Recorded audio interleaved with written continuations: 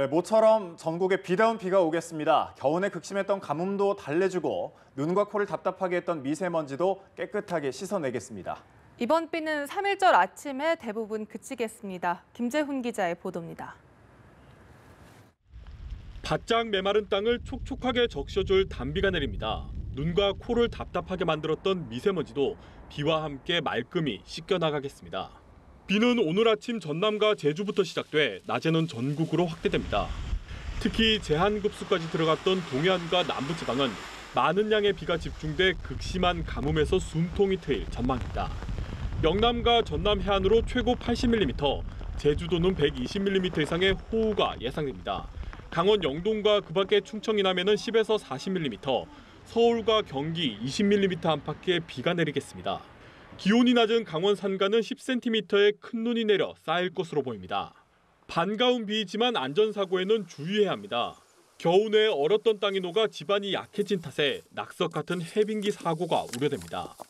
저기압의 전면에서 남동풍이 강하게 유입되어 돌풍과 천둥, 번개를 동반한 시간당 20mm 이상의 강한 비와 함께 많은 비가 내리는 곳이 있겠습니다. 이번 비는 내일 아침에 대부분 그치겠습니다. 기상청은 비가 그친 뒤 일시적으로 찬바람이 불어와 3일절부터 금요일까지 반짝 추울 것으로 내다봤습니다. 연합뉴스TV 김재훈입니다. 네, 국정농단의 정점 박근혜 전 대통령에게 검찰이 징역 30년을 내려달라고 재판부에 요청했습니다. 검찰은 박 전 대통령이 최순실 씨와 함께 권한을 사유화하고 헌정사에 오점을 남긴 죗값을 반드시 치러야 한다고 주장했습니다. 1심 선고는 오는 4월 6일에 내려집니다. 정호윤 기자의 보도입니다. 검찰이 박 전 대통령에게 징역 30년에 벌금 1,185억 원을 내려달라고 재판부에 요청했습니다. 검찰은 박 전 대통령을 국정농단의 정점에 있는 최종 책임자라고 규정하며 헌법 가치를 확립하기 위해 엄중한 책임을 물어야 한다고 전제했습니다. 그러면서 비선실세 최순실을 통해 국정을 맡겨 국민이 부여한 권한을 철저하게 사유화하고 국가위기를 초래했다고 지적했습니다. 박 전 대통령이 보여준 불성실한 태도도 꼬집었습니다.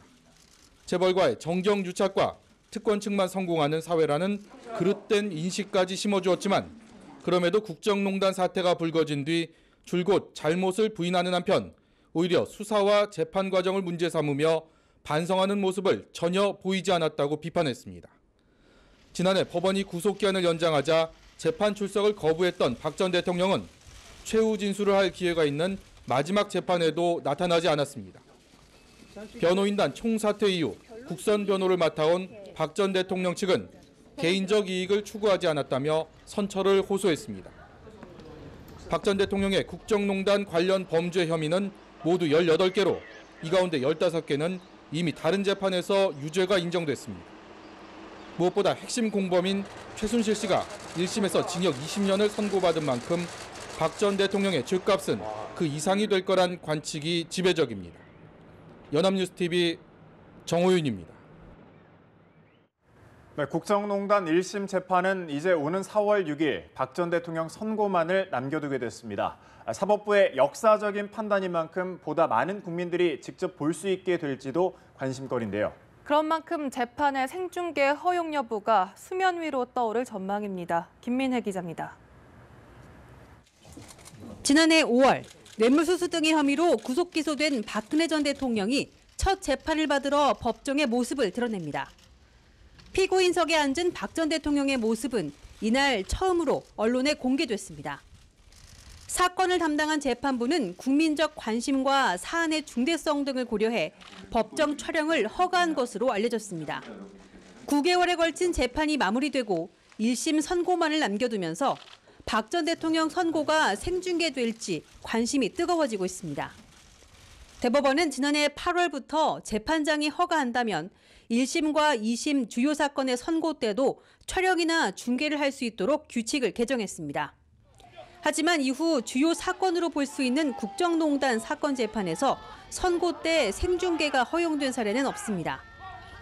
이재용 삼성전자 부회장 사건의 경우 1심 재판부는 피고인들이 동의하지 않았고 생중계로 인해 피고인이 입을 불이익이나 무죄 추정의 원칙을 고려해 허가하지 않았습니다.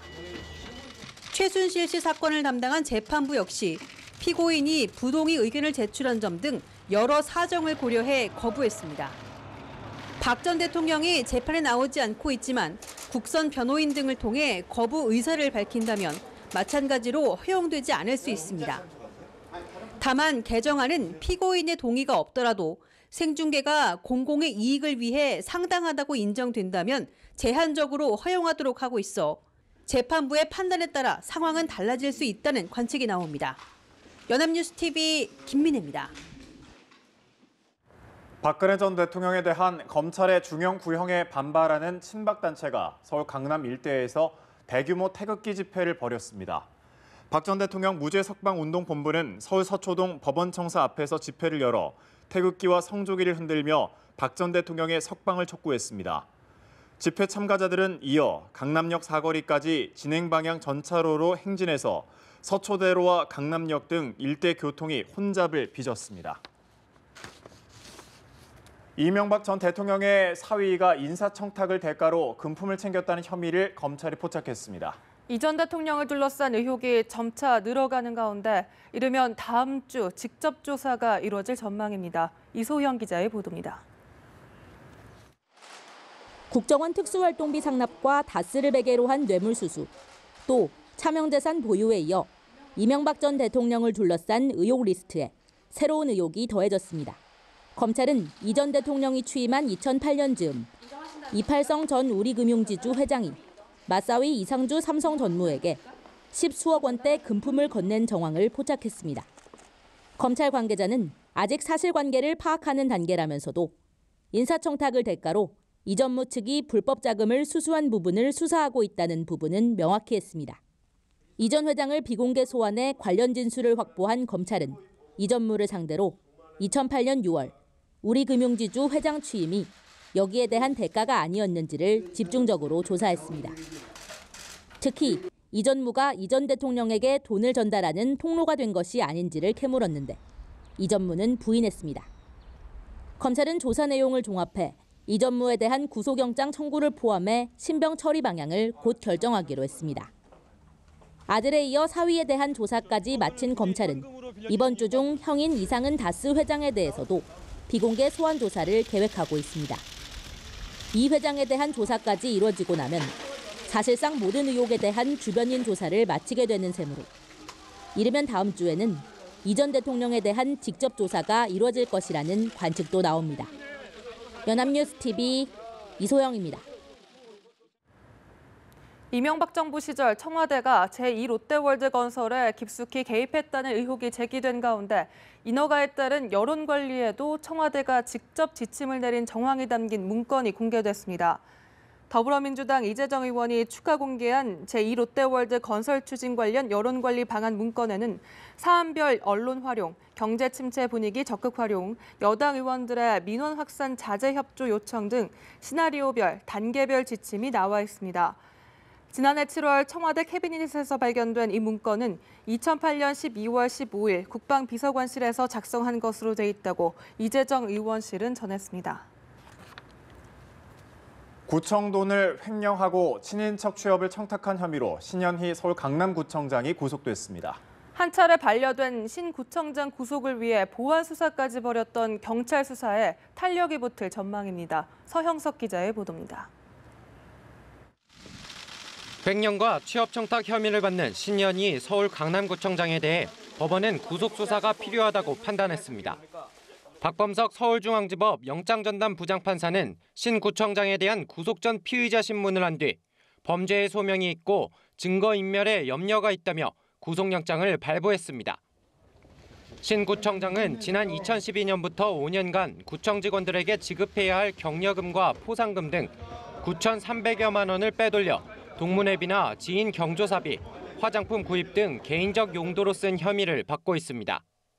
경찰은 총무팀장을 통해 현금화한 경력금과 포상금을 비서실장이 건네받아 신 구청장의 지시에 따라 사용한 것으로 보고 있습니다.